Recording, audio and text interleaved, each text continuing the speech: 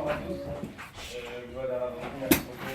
Voilà, je vais la scène. Merci de votre présence. Merci à vous d'être venus ce soir pour ce moment qui est assez important. On a fini notre première macérette. Alors, c'est quelque chose qui nous paraissait un peu au début un peu lent, surtout pour moi. Parce que voilà, malgré l'éducation juive, j'ai toujours été reproché grâce à mes parents, grâce à l'école, etc. Toujours dans un milieu, on va dire, juif. Mais l'étude, c'était quelque chose qui n'était pas entré dans ma tête. Et bon, il y a quelques années, avec Jérémy, on a eu cette idée de... Je lui ai demandé, je lui ai dit, Jérémy, tiens, on commence une macérette. Il m'a dit, ok, alors on va choisir Rosh Hashanah, comme ça on pourra la finir. Elle est petite. J'ai dit, bon, très bien. On a commencé, ça a duré un peu de temps. On a lâché. Voilà, avec des hauts et des bas. Mais bon, au prochain, il y a un an, on s'est mis plus sérieusement et prendre tout et finir. Et voilà, aujourd'hui, donc c'est ça, ça m'est donné à cœur de faire les choses bien. Et si Dieu veut, on continuera sur cette lancée et j'espère qu'on aura l'occasion de finir 2 fois chaque. Amen. Amen.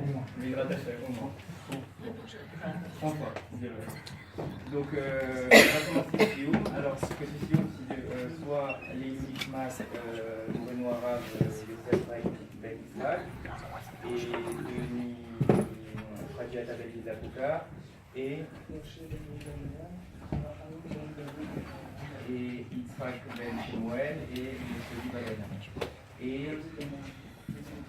Et voilà, et ça pour l'année prochaine, si Dieu veut, pour Jonathan Abraham, Ben, Myriam. Amen. Voilà, donc voilà, à peu près ici on va durer une vingtaine de minutes. On va vous faire un résumé de la macérette qui est en quatre grandes parties. Jérémy va résumer les 2 premières et moi je vais finir les 2 dernières. Ensuite, chacun à notre tour, on va faire un petit bartora sur un point qui nous a sensibilisés. Et à la fin, donc on fera le sioum qui représente vraiment la fin de la macérette, à savoir reprendre les dernières lignes qu'on a entre nous jamais étudiées, bien sûr, parce que sinon ça voudrait dire qu'on aurait dû faire le sioum. Et ensuite, on va faire des filotes qui suivent. Voilà. Donc Jérémy va commencer. Alors, avant tout, je voulais vous remercier à tous d'être présents et merci à monsieur et madame Gabaï pour l'organisation et tout ce que ça implique. Alors, la Message Rosh Hashanah, elle se distingue en 4 parties, 4 chapitres.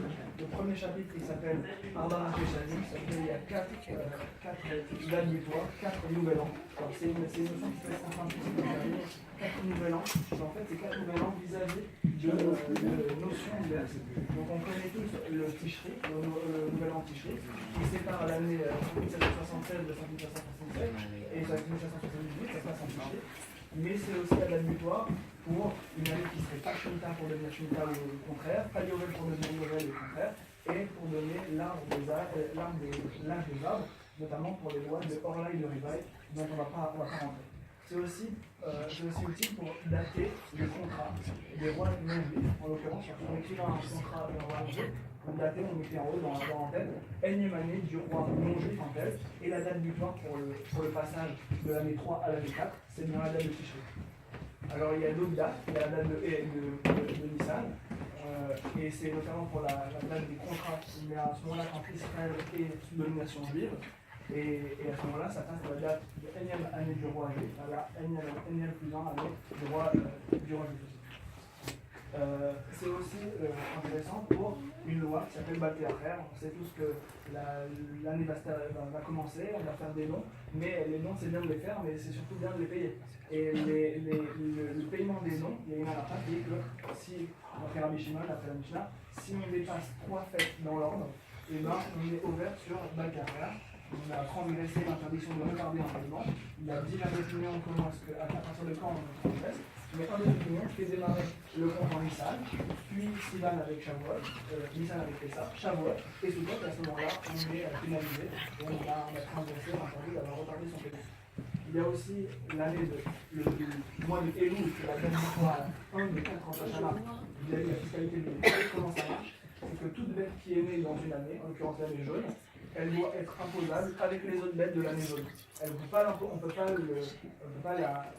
faire le maaser avec les bêtes de l'année orange. On prend les bêtes de l'année jaune ensemble, les bêtes de l'année orange ensemble, les bêtes de l'année rouge ensemble.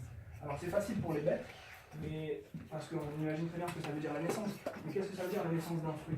Parce que c'est tout un processus de floraison, de croissement végétatif, etc. Donc qu'est-ce que c'est la naissance d'un fruit? Alors c'est le célèbre Rosh Hashanah, le nouvel an des arbres, qui se passe en Shevat. Est-ce que c'est le premier, est-ce que c'est le 15, c'est le 17? Mais en tout cas, là on voit les diverses étapes de la naissance d'un fruit. Il y a la floraison, il y a la perte des fleurs, et après il y a l'accroissement du fruit. Souvent c'est une pomme. Ceux qui suivent. Donc c'est cet élément spécifique, la monde, les fleurs tombent, et le fruit commence à grandir, puis on appelle ça la naissance du fruit. C'est pas ce moment, c'est ce moment-là. C'est un moment qui est particulièrement bien isolé et assez uniforme des cultures d'école. Donc c'est ça qui est la date butoir, notamment pour l'imposition des fruits. Donc un fruit qui a éclos, on appelle ça Hanaka en hébreu, un fruit qui a éclos dans l'année jaune, sera imposable avec l'année jaune, qui aura éclos dans l'année rouge, sera imposable avec les autres fruits de l'année rouge. Ça c'est la première partie, la première Mishnah. La deuxième Mishnah parle du moment où nous sommes jugés. Le Antishri, bientôt, Kol Baïolam, tous ceux qui sont venus au monde pour vivre Fenakim et Maron, passent devant Dieu comme un troupeau, comme c'est un signe de la conquête. Donc c'est Antishri. Mais il y a un autre moment où on est jugé, c'est un Sukkot. À Pessah, on est jugé sur les fruits d'arbres, et à Shavuot, sur les récoltes.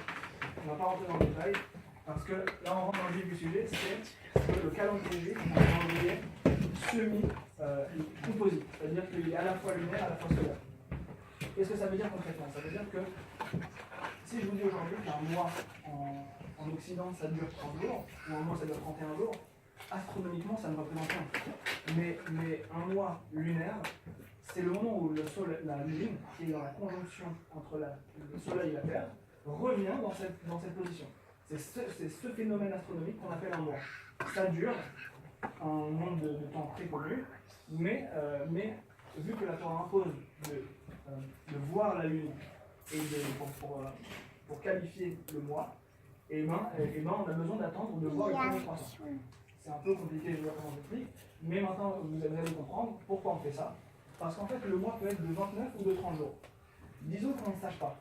Alors, on peut arriver à un cas, par exemple avec le mois de Hadar, où on aura un problème, parce que certains vont penser que la fête va tomber Saturday, et d'autres vont penser que c'est lundi. Et donc, au final c'est très important de pouvoir, a posteriori, qualifier le mois. Donc, comment on fait? La lune passe, elle fait un tour, et quand elle redémarre, en fonction de la date à laquelle elle a redémarré, à laquelle elle est née, et ben on saura si le mois précédent est un mois de 29 ou 30 jours. En sachant si le mois précédent est un mois de 29 ou 30 jours, on pourra dire quelle va être la date de la fête. Mais c'est bien de connaître la date, c'est bien de la calculer, mais encore faut-il la publier, parce qu'il n'y a pas internet, on ne peut pas publier cette information. Donc comment est-ce qu'on fait pour publier cette information? On va évoquer une méthode de publication, mais en tout cas, on publie à certains moments. Vu que c'est une procédure qui est très longue et très complexe pour la publication, on ne publie pas tout le temps. Et effectivement, au moment de calendrier, on publie essentiellement, c'est pour des fêtes ou pour des jeunes. Et enfin, le chapitre qui se clôt sur la loi des témoins. Que se passe-t-il si un témoin voit la lune? Donc il doit aller déclarer qu'il a vu la lune et qu'elle est prise dans telle et telle forme, mais c'est un Shabbat. Est-ce qu'il a le droit de prendre son sac? Est-ce qu'il a le droit d'y aller à cheval? Un père et son fils. En général, on ne se balade pas forcément avec un voisin. Si un père et son fils qui ont vu la lune, est-ce qu'un père et son fils ne sont pas carottes l'un avec l'autre? Est-ce qu'ils ont le droit de témoigner? Qui sont les témoins qui sont inaptes? Et pour finir, un sujet très intéressant, c'est un témoin qui est inapte à marcher. Il y a un aide-soignant qui s'occupe de lui. Est-ce que l'aide-soignant, disons qu'on a le droit de transgresser Shabbat, est-ce que l'aide-soignant a le droit lui aussi de transgresser Shabbat? Vu que sans l'aide-soignant, le témoin ne pourra pas témoigner. Ainsi finit le premier chapitre. Le deuxième chapitre, c'est que, en gros, la procédure de témoignage pour la Lune, elle se passe en deux étapes. L'étape de témoignage et l'étape de publication. L'étape de témoignage, c'est avec deux témoins qui ont des propriétés assez bien régies, c'est toujours les mêmes que dans les témoignages standards. Puis, le processus de publication. Le processus de publication, comment il se faisait? On allumait un feu, le benzine tranché, donc le mois précédent est un mois de 30 ou 29 jours, et ensuite on commençait à publier. Donc on envoyait une première personne qui allumait un feu dans une colline, et de colline en colline, on faisait transiter le feu. Donc on allumait de colline en colline. On disait que tout Israël était embrasé à cette époque, pour permettre de publier ce message. C'est le moyen de diffusion le plus simple du message. Mais très vite on a eu un problème, c'est que les témoins, qui ont des bails touchés, se sont fait passer pour des vrais témoins, mais en fait c'était des faux témoins. Et ils ont cherché à corrompre le système du calendrier. Et deuxième problème, c'est que des feux, si quelqu'un il se fait un barbecue, ou si quelqu'un il fait exprès d'allumer un feu et de faire des signaux, c'est encore problématique. Donc c'est encore une fois, cette secte, elle a cherché à allumer des feux de partout pour perturber le système. Donc quand on a un système et qu'on se fait hacker, il faut remettre à jour le système. Donc qu'est-ce qu'on fait? Il y a eu un nouveau protocole, c'est que les témoins, il ne suffit pas qu'ils viennent, mais il faut qu'ils se fassent authentifier par un membre du Belgium. Donc en gros, ils viennent avec un système d'authentification. Il y a la chose, on arrête le système des choses et on y va à pied. Alors on couvrira moins d'espace, mais comme on le fait à pied, au moins ça sera sûr. Enfin, le chapitre il va se terminer sur comment est-ce qu'on accueille les témoins. En l'occurrence, on accueille toujours les témoins avec une belle cellule-là, comme ça lui incite à revenir. Et après, comment est-ce qu'on interroge les témoins? Et c'est un sujet qu'on développera en plus en détail. Comment est-ce qu'on les interroge? Et le chapitre il se clôt sur une scène d'histoire où deux rabbins sont en désaccord. Il y a un risque énorme de créer un schisme. Finalement, il y a une prise d'autorité parce qu'il y a un risque de schisme. Au final, ça se termine en paix et on en débattra après. Le troisième chapitre commence et je te laisse la parole. Merci Rémi. Donc, le troisième chapitre, quant à lui, il va commencer. Alors, il se termine sur les lois concernant la publication donc, du nouveau mois. Et il va se clore sur un cas spécifique, à savoir si jamais les seuls témoins de la Lune, donc qui ont vu la nouvelle Lune, sont les membres du Belgium. Comment ça se passe? Et il y a une toute discussion à chaque fois à ce moment-là, savoir si oui ou non, ça valide, etc. Et surtout, le troisième chapitre va commencer un peu plus le Rosh Hashanah tel que nous on l'entend aujourd'hui, à savoir donc les lois concernant le chauffard. Donc il faut savoir, tout d'abord, on apprend dès le début, qu'il y a un chauffard vs les trompettes. Les trompettes accompagnent le son du chauffard lorsqu'on le sonnait au Beth Amikdash. C'est pour faire kavod au chauffard. Donc, sachant que le chauffard est la mitzvah principale de Rosh Hashanah, les trompettes étaient là pour les accompagner, alors que les jours de jeûne, il faut savoir que lors du Beth Amikdash, on sonnait les trompettes. Et les trompettes étaient la mitzvah numéro 1 des jours de jeûne. Mais on ne sonne plus aujourd'hui parce qu'on n'a plus le Beth Amikdash. Alors, il y a une série de discussions qui vont suivre, à savoir quel chauffard est kasher ou non. Donc, on voit le chauffard le plus classique, celui qu'on connaît, c'est celui qui est en haut à gauche, c'est la corne de bélier. Donc, c'est celui-là qu'on utilise aujourd'hui le plus principalement, etc. Pourquoi? Parce qu'il il présente une certaine courbure, il est fait d'une couche, d'une seule couche, alors que pour les autres, qu'on peut voir ici à droite à gauche, ils sont soit trop droits, il y a des marques locales qui disent que c'est pas bon, soit trop courbés, on n'a pas le droit, ou bien il y a un chauffard qui aurait pu être kasher, qui est le chauffard de la vache, donc la corne de la vache, mais on l'a interdit. Pourquoi? Parce que la vache, il y a plusieurs raisons, mais une des raisons les principales, c'est que la vache nous fait penser à la fête du Vaudor. Et de telle façon qu'on ne veut pas célébrer la fête en pensant à une des plus graves fautes de l'histoire du peuple d'Israël, on a décidé de l'interdire. Voilà. Alors ensuite, concernant le chauffard, il y a une série de discussions qui vont rentrer, à savoir quelle est la taille minimum du chauffard. Donc, juste pour vous donner une ordre d'idée, quand on prend la main, il faut qu'il y ait la place, que ça sorte ici et que ça sorte de l'autre côté. Donc, c'est à peu près la taille minimum. Ensuite, on va se poser la question, est-ce que c'est kasher s'il y a une fente sur le chauffard? Et s'il n'est pas rompu, donc il est vraiment, voilà, si on devrait appeler carglass par exemple, si c'est cassé comme ça, est-ce que c'est kasher ou pas? Alors, on sait que si c'est cassé à plus de la moitié, ça n'est pas kasher. Ensuite, troisième cas, à droite, s'il y a un point. Donc là, c'est un cas assez compliqué parce que ça dépend de quel matériau il faudra mettre, etc. Je vous invite à étudier la recette pour rentrer plus en détail. Ensuite, s'il est fendu donc, sur toute la circonférence, donc s'il est détruit à plus de 50%, ça l'invalide. Après, voilà. Ensuite, s'il s'agit d'un chauffard recomposé, on peut prendre des morceaux de chauffard et en faire un. Est-ce que c'est kasher ou non? Bon, on apprendra que non. Et enfin, il faut savoir que le chauffard, donc la corne, si on le met à l'eau bouillante, on peut le retourner et faire un chauffard à l'envers. Et on se demande si quelqu'un s'amuse à faire ça, est-ce que ça le rend kasher ou pas? Il y a une série de discussions à ce niveau-là sur toutes les formes de chauffard qui sont kasher.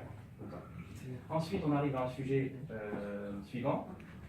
Et il faut savoir qu'à l'époque où les Juifs étaient persécutés, ce cas que je vais vous présenter, vous nous paraît aujourd'hui un peu aberrant, un peu impossible, mais c'est un cas qui était assez répandu.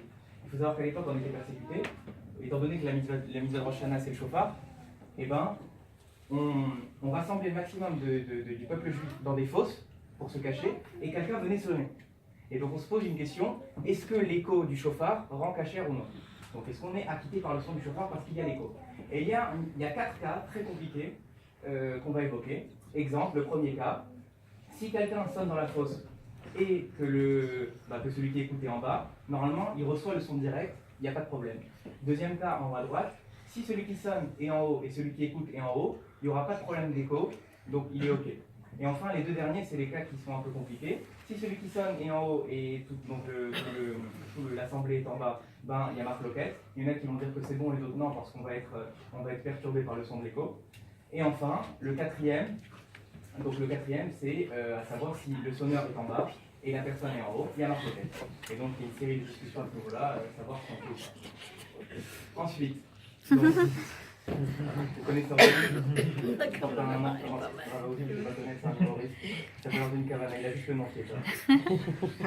Voilà, ensuite il y a une marque loquette qui va rentrer à savoir si oui ou non, quelle est la force de la kavana, de l'intention dans la mitzvah. C'est-à-dire, est-ce qu'aujourd'hui nous, en tant que juifs, si je marche dans la rue, voilà, je marche dans la rue le jour de Rosh Hashanah et je dis tiens, il y a le chauffard. Est-ce que le fait de dire tiens, il y a le chauffard, ça m'acquitte de la mitzvah ou non?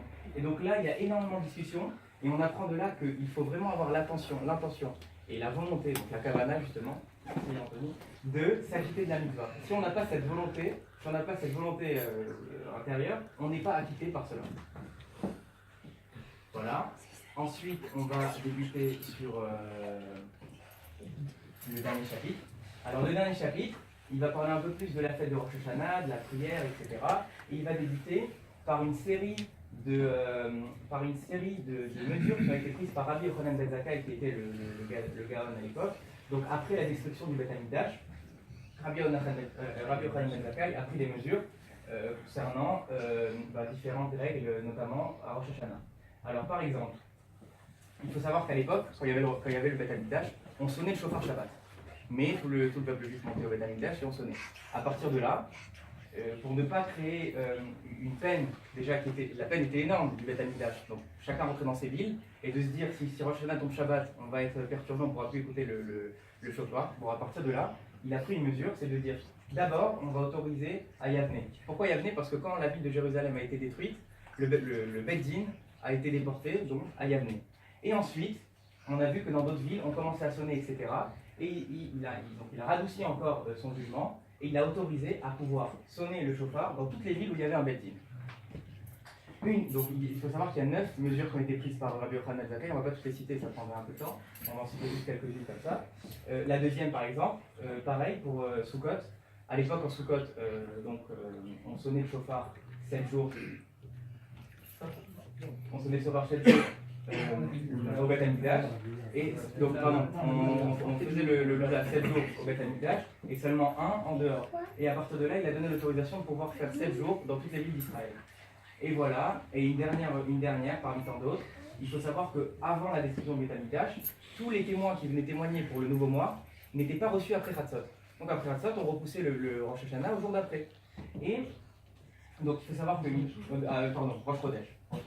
Il faut savoir qu'il y a un jour un couple de témoins qui sont arrivés après Chatzot, et les Lévi'im, donc les Lévi'im qui avaient un rôle assez important au Beth Amikdash, ils ne savaient pas si faire le mizmor de Mincha ou le mizmor de Rosh Chodesh. Donc à partir de là, Rabbi Yochanan ben Zakkai a décidé de allonger la venue et l'acceptation des témoignages jusqu'à la fin de la journée.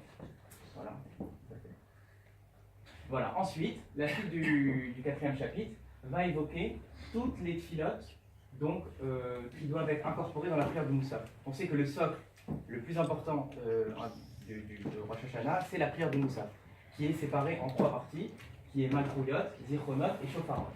Et on apprend qu'il faut qu'il y ait pour chaque partie une dizaine de psukim de la Torah qui soient dites. On les lit, mais peut-être qu'aujourd'hui on ne se rend pas compte, mais quand vous lirez le Moussaf, vous verrez qu'il y a des petites écritures et on nous donne la source. Et à partir de là, donc on sait que les rabbinim ont tranché qu'il fallait qu'il y ait 3 de la Torah, 3 des Nevi'im, 3 des Ketuvim, et comme la discussion initiale dit qu'il faut qu'il y en ait 10, on rajoute un passage de la Torah. Et à chaque fin de partie du Moussaf, on finit par une sonnerie du chauffard. Voilà. Ensuite, le chapitre continue avec les sonneries du chauffard. Qu'est-ce qu'une sonnerie du chauffard? Donc il faut savoir que la sonnerie principale, c'est la tekiya. C'est le classique. Et donc on apprend grâce à les de la Torah que la tekiya doit être doit être suivie d'une teroa. La teroa qui est le voilà, le son saccadé. Donc la teroa est suivie et précédée par voilà. Donc c'est tekiya, voilà. Ok. Et ensuite on va discuter du troisième son qui est le shevarim. Alors le shevarim, c'est celui qui est entre la tekiya et la teroa, c'est le fameux en croix, tout haut. Et il y a une discussion à savoir si ce son doit ressembler à un pleur. Donc si c'est un pleur, et ben ça doit être plutôt lent, ou bien un son qui est une plainte, et donc ce sera un peu plus court, plus ou moins court. Et il faut savoir qu'une tekiya doit être égale à une shevarim et un teroa. Donc parce que chaque son doit être égal dans le temps. Donc il faut savoir que voilà, celui qui sonne, il a une responsabilité. Il ne fait pas n'importe quoi, c'est pas juste sonner. Il y a vraiment un vrai apprentissage, une vraie connaissance de ce qu'il doit faire. Donc là, on a fini la quatrième partie. Donc on a fini le résumé de la Maseret. Je vais laisser la parole à Jérémy. Alors,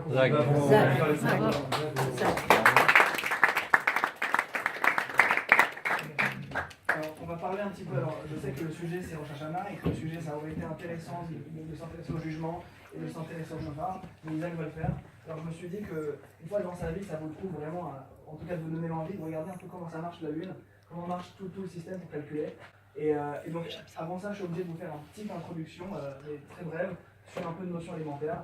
Donc, alors. Juste, je vous ai dit que la conjonction, le passage, donc la Lune elle est entre le Soleil et la Terre, le passage pour revenir à la conjonction, ça a une durée très précise. Ça dure 29 jours, 12 heures, 44 minutes et 3,333 secondes. C'est quelque chose qui est très calibré. Est-ce qu'on a une force particulière par rapport au Going parce qu'on connaissait ça, etc. C'est un débat. Mais en tout cas, là, ce qui est intéressant, c'est qu'on sait parfaitement quand est-ce qu'elle arrive la Lune. Donc pourquoi est-ce qu'on commence à se compliquer la vie? On a besoin de témoins, on a besoin de la Lune, on a besoin du Beddin, etc. Déjà, première réponse, c'est ce qui est marqué Kazé, Raïv et Kadesh. Il faut voir la Lune dans cet état-là. Et une fois qu'on l'a vue, on peut déterminer le mois. Deuxième chose, disons que ça dure 29 jours, 12 heures, 44 minutes, etc. Au bout d'un mois, on est déjà à 12 heures, donc on est déjà à la mi-journée. Encore, on arrive à... Et en fait, c'est quelque chose qui n'est pas entier. Donc ce qui veut dire que pour passer de Elul à Tishrei, par exemple, eh ben, le Rosh Chodesh aura lieu à midi 44. Comment est-ce qu'on peut faire un jour qui n'est pas Rosh Chodesh et à midi 44, ça change? On a besoin de faire des choses qui soient standards, donc avec le passage de la nuit comme intermédiaire. C'est d'ailleurs la même idée dans le cas du Hibour Hashana, où on rajoute un mois de Hadar, mais je vais pas rentrer dans le détail. Comment est-ce que ça marche? Alors la lune, c'est pour ceux qui savent pas, c'est un genre de... Non, pour ceux qui savent pas, c'est un genre de miroir. Et ça veut dire quoi? Ça veut dire que vu qu'elle est blanche, quand le soleil il envoie des rayons dessus, et ben, les rayons ils sont renvoyés. Si la lune est dans cette configuration-là, vous voyez que les rayons qui arrivent vers la surface, c'est la surface à gauche, on va dire, de la Lune, mais ils sont renvoyés vers le Soleil. Donc ce qui fait que nous qui sommes sur Terre, lorsqu'on voit la Lune dans cette position, eh ben, on ne voit rien. C'est ce qu'on appelle qu'il n'y a pas de Lune, quoi. Et si par contre il est dans l'autre sens, eh ben, c'est ça qu'on appelle la pleine Lune. Pourquoi? Parce que tous les rayons qui viennent incidents, donc en fait le Soleil est beaucoup plus gros, hein, c'est pour être à l'échelle. Mais si on imagine tous les rayons qui arrivent, eh ben, ils sont en contact avec toute la surface de la Lune et ils se reflètent entièrement. Donc la Lune est entière. Très bien, ça on a compris. Enfin, j'ai compris. Dans l'incapacité de voir la Lune, c'est quoi? C'est qu'il y a plusieurs raisons pourquoi on ne voit pas la Lune. Première raison, disons qu'on se met dans ce cas-là. Donc la Lune elle est dans cette position-là, dans le ciel. Moi je suis ici, derrière. C'est impossible que je vois la Lune parce que je ne suis pas dans l'axe. Donc là c'est une première raison, mais ce n'est pas une raison qui est astronomique, c'est juste une raison qui est bien ma position. Deuxième raison, je suis toujours là. Non, je suis bien en face de la Lune, je pourrais voir la Lune, mais il y a du soleil. Or, donc il y a du soleil, on est en plein jour, la Lune, je ne peux pas la voir. Ce qui nous intéresse à nous, c'est la Lune est là. Et quand elle est là, eh ben, elle est dans l'axe avec le soleil et la Terre, elle est cachée par le... Il n'y a aucun rayon qui vient pour nous l'illuminer, donc c'est au moment où la Lune est invisible. Ce qu'on nous dit, c'est que, en vrai, la naissance de la Lune, c'est ce moment-là. Mais nous, on est incapable de savoir comment est-ce qu'il arrive, parce qu'astronomiquement, on ne peut pas le voir. Donc qu'est-ce qu'on attend? On attend un petit peu après. Dès qu'on le voit, eh ben, on peut déduire que quelques jours plus tôt, en l'occurrence un certain temps après, un jour, 2 jours, combien d'heures, etc., eh ben, il y a eu le molal. Donc en gros, ce que je veux vous dire, c'est que donc, la Lune, elle est invisible, elle devient de plus en plus visible pour arriver jusqu'à la pleine Lune, et elle devient de moins en moins visible pour revenir jusqu'à au moment où elle est totalement invisible. Pendant cette période-là, pendant 20 heures, 24 heures, 48 heures sur 10, elle est invisible. Très bien. Maintenant, comment est-ce que le Beddin, il demande ça veut dire le Beddin, il fait un calcul. On a vu que le calcul, il était pas simple, mais on sait exactement quand est-ce qu'elle est là, la Lune. Et on sait en plus, avec les calculs astronomiques qui là sont très compliqués, est-ce qu'elle va être plus haut que le Soleil, vis-à-vis d'un plan, ou plus bas, ou plus proche, ou plus éloigné par rapport à l'ellipse. On a tous ces calculs. Le Beddin, il les a, ces calculs. Mais nous, à quoi ils nous servent ces calculs? Ils ne nous servent pas à trancher. Ils nous servent à repousser les faux témoins. Donc si un témoin, si moi je sais que la Lune elle est en hauteur, vous voyez le Soleil est là, comme il envoie de la lumière, et ben, il n'y a que ce 300 mètres de la Lune qui arrive. Et là c'est sympa parce qu'avec Isaac on a beaucoup rigolé. Quand on est sorti, quand on est sorti d'étudier ça, et ben, on regardait dans la rue et on voyait la Lune et on savait exactement où était l'ouest, où était le nord, où était l'est, où était le Soleil. Parce que si ici vous voyez que c'est illuminé, donc c'est que le Soleil est là. Et si on est en fin de journée, c'est qu'on est à l'ouest. Donc en gros, le Beddin il interroge les témoins et il leur dit est-ce qu'à votre avis, elle était orientée vers le haut ou vers le bas? Si le gars il est pas clair, et ben, son témoignage n'est pas reçu. Est-ce que la Lune, le disque était fin ou était important? Et tous ces critères, c'est des critères que le Beddin s'est parfaitement calibré et qui permettent simplement de vérifier si le témoin est honnête ou pas. Ça j'avais prévu de vous le dire, mais je pense que c'est déjà compliqué. Donc en gros, juste pour être en deux mots, le Soleil se lève à l'est et se couche à l'ouest. Et tant que la Lune est nouvelle, la Lune est juste derrière le Soleil. Donc en gros, on n'arrive pas à voir la Lune le matin. Donc pendant la nouvelle Lune, au début du mois, on ne peut pas voir la Lune le matin. On doit la voir le soir. Parce que le Soleil étant caché, il donne suffisamment de lumière à la Lune pour être contrasté. Et dans cette Lune, on la voit le matin, parce que le Soleil est encore levé qu'elle est présente, et on ne la voit pas le soir. Donc encore une fois, on demande aux témoins, est-ce que vous avez vu la Lune le matin ou vous l'avez vu le soir? Ce sujet-là, il est important, pourquoi? Parce que, et ça va me permettre de revenir à l'histoire que je vous ai introduite tout à l'heure, c'est que, disons qu'il y a un témoin qui vient, et c'est le cas qui est le plus compliqué, qui est étonnant, c'est qu'il y a un témoin qui vient et dit, moi j'ai vu la Lune à ce moment-là, Shacharit, je l'ai vu la Lune, l'ancienne Lune. Et Arvit, j'ai vu la nouvelle Lune arriver. Alors là, il dit deux témoignages qui ont l'air de se contredire. C'est pas possible parce qu'on a dit qu'il y avait un certain temps où elle était masquée, la Lune. Donc en gros, il y a un témoin qui est venu, il y a deux témoins qui sont venus un jour et ils ont dit nous on a vu la Lune un matin ici et on l'a vu réapparaître après. Or c'est impossible. Et on a une discussion entre rabbins. Il y en a un qui dit moi j'ai un calcul, je peux dire qu'il faut rejeter ces témoins. Et un qui dit mais moi je les ai acceptés, je veux qu'on continue à les accepter. Et après à ce moment-là il y a une démonstration d'autorité parce que et c'est là le point que j'aimerais vous dire aujourd'hui, c'est que les rafamim, quand ils disent des trucs, c'est pas en l'air. Ça veut dire, une fois que les choses sont dites, c'est acté. Et à ce moment-là, ça sert à rien de créer une scission dans le peuple. Donc là, il y a un rave qui a raison. Il a raison, c'est vrai. Mais ça y est maintenant. Il est trop tard pour revenir en arrière. Qu'est-ce que tu veux qu'on fasse? On revient en arrière. À ce moment-là, on revient surtout en arrière. Et donc, à ce moment-là, il y a eu une certaine lutte. Mais beaucoup d'abnégation. Et c'est à l'honneur de Dieu Israël d'avoir des goïms comme ça. Et juste pour dire un petit mot sur la paracha, dans la paracha on voit que Moshe Rabbeinu, il y a Moshe Rabbeinu dans la paracha Valilère, le Nord il dit que Moshe Rabbeinu il est comparé au soleil et Yoshua il est comparé à la lune. Et on pourrait se dire que quand Moshe Rabbeinu va mourir, et ben Yoshua il sera seul, il sera dépourvu. Et ben on se dit non, c'est de la même manière que la lune elle passe derrière et passe derrière la terre et qu'on a l'air pas présente. Mais non, c'est juste le soleil qui l'illumine. Donc elle est toujours là, la lune. Et elle te donnera toujours, non, le soleil est toujours là, il donnera toujours son influence à la lune. Et alors ces trucs, il a l'habitude de dire que la lune c'est comme le bon Dieu. De temps en temps on le voit, de temps en temps on le voit pas, et on pense qu'il disparaît. En fait, il est toujours là. C'est juste nous qui devons illuminer avec notre regard et être capable de le percevoir. Nous allons vous parler de.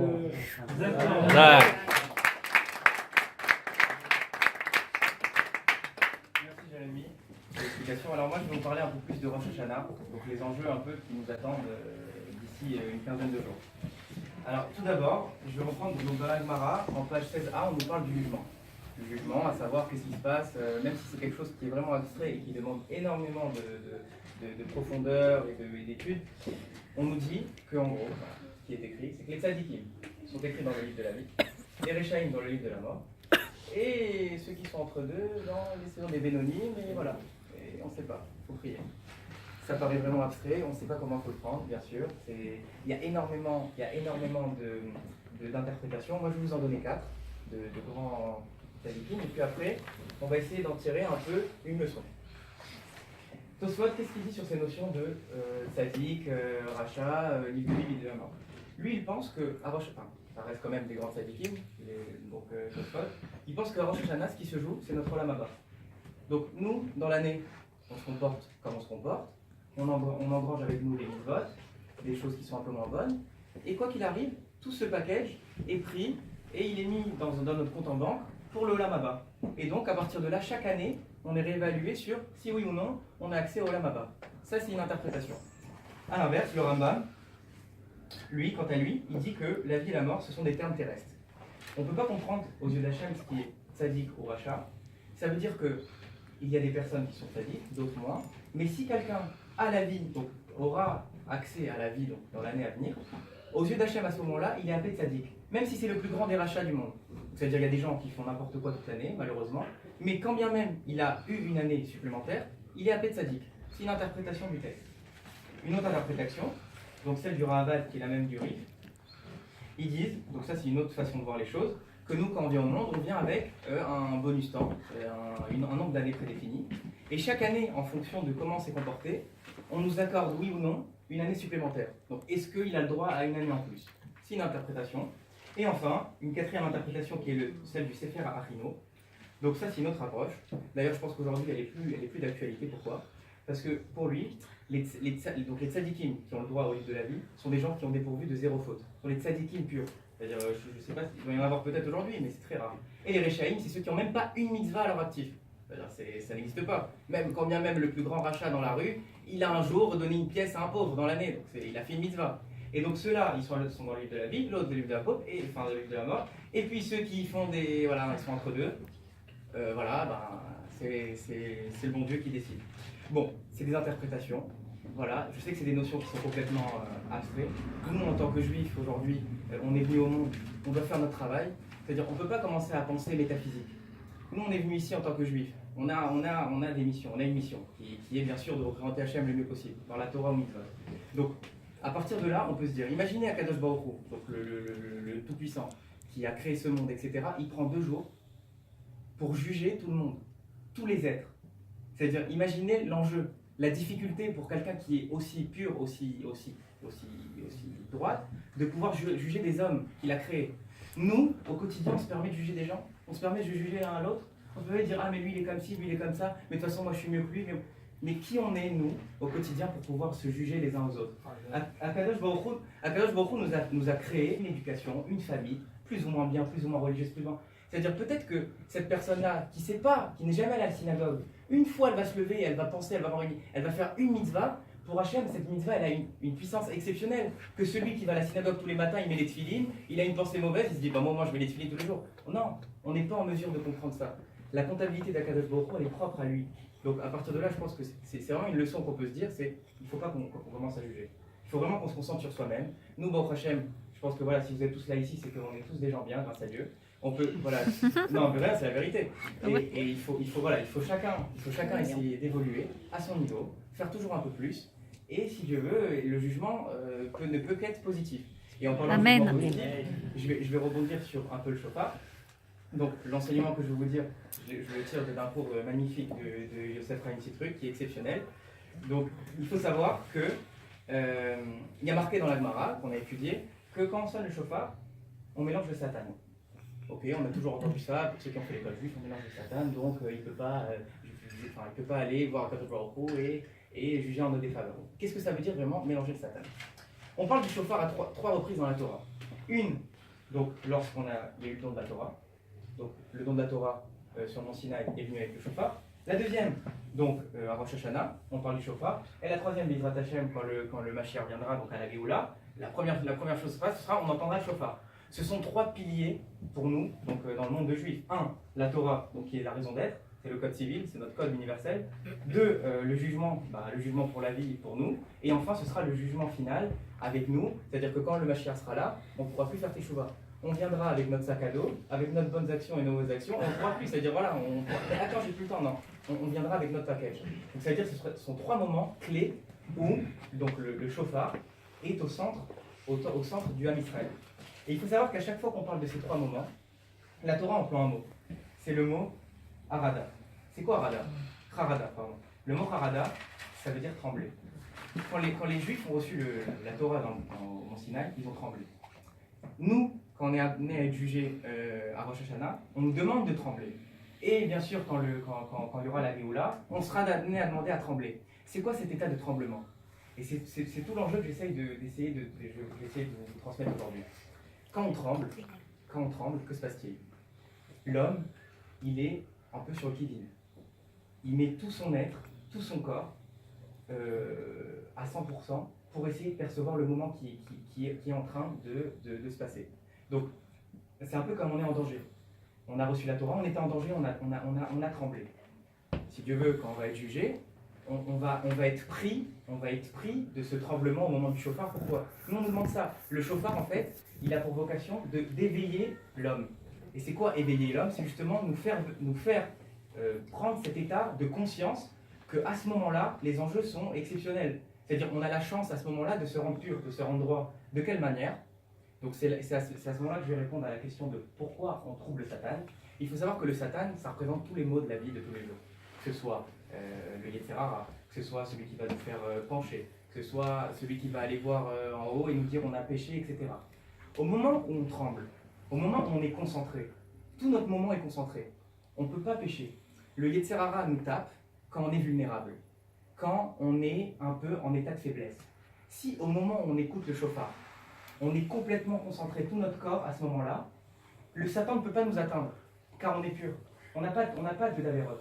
Et à ce moment-là, aux yeux d'Hachem, à ce moment du shofar, quand on est complètement qu'on est dans ce moment, on peut être pardonné. Et le jugement peut être favorable. Amen. Et c'est ça le message que je vous transmets aujourd'hui, c'est que B'Yizrat Hachem, avec la force que vous mettrez au moment du shofar, on aura tous un jugement favorable pour cette année. Amen. Amen. Amen.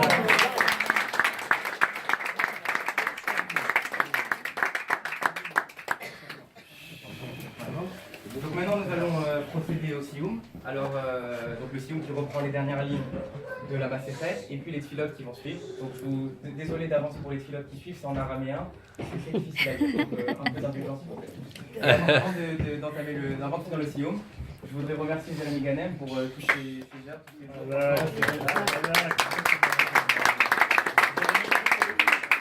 la chance de le connaître depuis 20 ans et parfois Kadosh Baruch Hu, il nous met des gens sur nos chemins et c'est sûr que chaque personne qui sont sur le chemin ont un rôle. Et Jérémy a vraiment ce rôle vis-à-vis de moi qui m'a fait grandir en Torah et je le remercierai jamais assez pour ça. Et merci.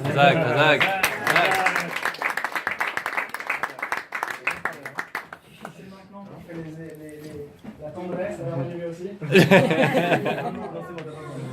Non, mais je voulais dire qu'en vrai, très très souvent, on oublie la motivation et on oublie le regard nouveau, le regard affectueux sur la Torah. Et quelquefois on se dit, ah bon, c'est encore une fois le mal, mais quelqu'un qui regarde avec un œil nouveau et qui est toujours excité et qui vous appelle le soir et qui dit j'ai envie de la faire, c'est pas quand est-ce qu'on fait le film, quand est-ce qu'on étudie. Et après on fait quoi? Et qu'est-ce qu'on va faire la semaine prochaine et l'année prochaine et dans 10 ans et quand est-ce qu'on fera venir à la chasse? Et ben c'est plus que de l'attention parce que ça recharge les batteries. Donc c'est moi qui te remercie, c'est pas tout.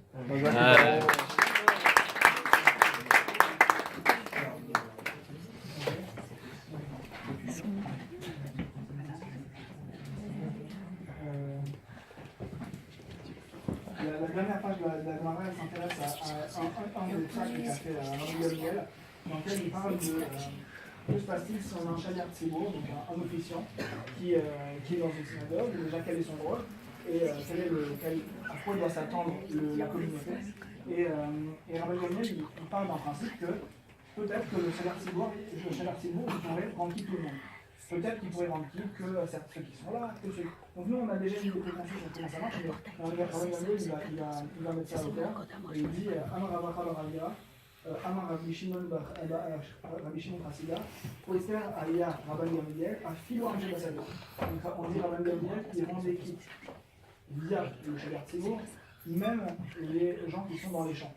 Alors, faites attention au mot même, parce que ça veut dire qu'en gros, il rend quitte tout le monde, tous les gens qui sont dans la synagogue qui sont dans l'équipe, et même les gens qui sont dans les champs. Les gens qui sont dans les champs, c'est ceux qui étaient un peu les cours du Torah, ils étaient loin, ils étaient vraiment loin de la ville et donc de la synagogue. Et en gros, il y a deux défauts. Le premier défaut, c'est qu'ils travaillent énormément, plus que les citadins. Le deuxième défaut, c'est qu'ils sont très éloignés géographiquement. Donc ça veut dire que pour se rendre à la synagogue, c'est plus compliqué. Donc ils ont ces deux défauts. Et la Gemara dit Velom Bayelia année de Kainara, Adraba année Anissé. Il dit en gros oui, mais peut-être que c'est justement les gens des champs qui devraient être pourquoi tu dis même ceux des champs? Les champs, c'est évident qu'eux, ils sont acquittés par le Moussa, parce qu'eux, ils n'ont aucun moyen de s'en sortir. Alors c'est plutôt, j'aurais dû me dire, à Philo, Am Shebahari, même ceux des villes. Et il dit, pourquoi? Parce que les gens des champs, ils sont à nous, ils n'ont aucune capacité à faire ça.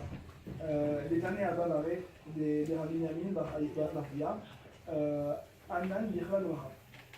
Et il dit, pardon?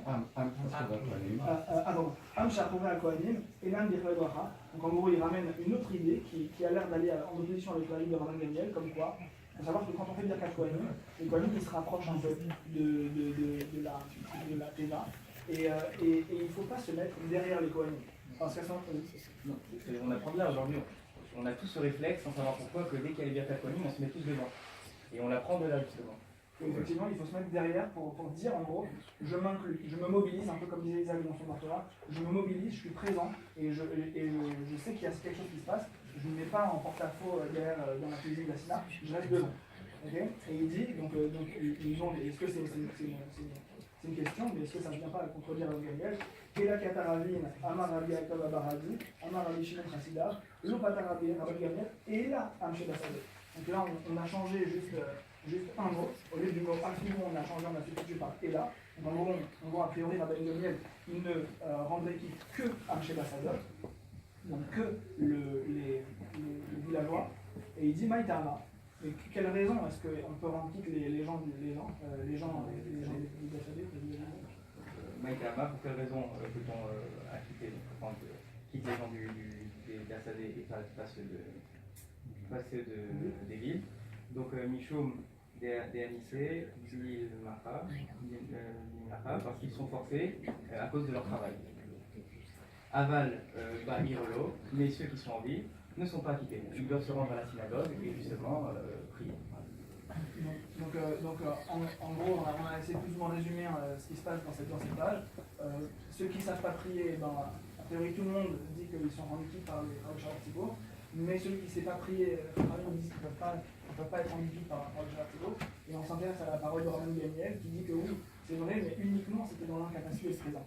Les Rishonim, ils se posent la question un peu en détail, ils demandent, donc c'est pas du tout unanime, mais ils s'interrogent sur le fait que quelqu'un qui est en ville, quelqu'un qui est en ville et qui a l'aptitude à prier, qui connaît par exemple la prière parce que c'est un affaire de tête à l'époque, est-ce que lui il peut dire bon, moi je la connais, mais je veux quand même me faire remplir par le Shagar Tzibur? Tout ça c'est discuté. Et on vous invite à aller jusque là pour voir la réponse. Mais ce que ce passage nous interpelle, c'est qu'il nous dit en gros, si vous êtes un type perdu dans la campagne, avec des capacités intellectuelles à zéro, là, c'est vrai. Là, le Rav, il va s'occuper de vous. Et le moindre effort, ça va être comptabilisé. Mais par contre, si vous avez l'aptitude intellectuelle, ou bien si vous avez l'aptitude intellectuelle et que vous ne révisez pas la prière, là, c'est dommage. Là, le Shagar Tzibur, il ne peut rien faire pour vous. C'est à toi de sortir la tête de l'eau. Et si, par exemple, vous êtes dans la ville et vous dites bon, moi je connais tout, donc je ne viens pas à la synagogue, je connais tout. Et ben non, le Rav il peut pas venir à votre place, il ne peut pas vous acquitter. Donc en gros, c'est une ode à la responsabilisation. Il faut se responsabiliser, savoir quelle est notre marge de manœuvre, qu'est-ce que nous on sait faire, qu'est-ce que nous on peut faire. Pas chercher à faire demain devenir gadolador, petit à petit, mais en tout cas en avançant. Et on a terminé.